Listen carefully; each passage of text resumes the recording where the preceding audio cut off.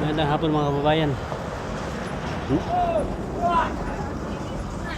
Nakikita nyo ba ang nasa likod ko? Ayan, bundok.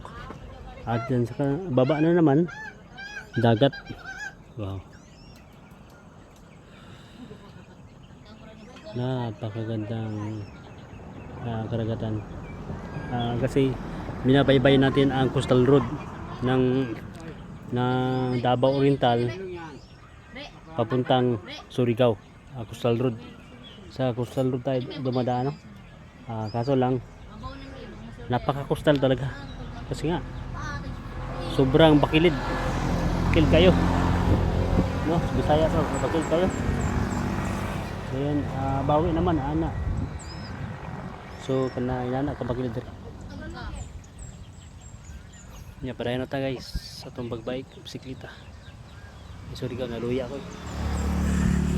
Grabe tangason ka na dia.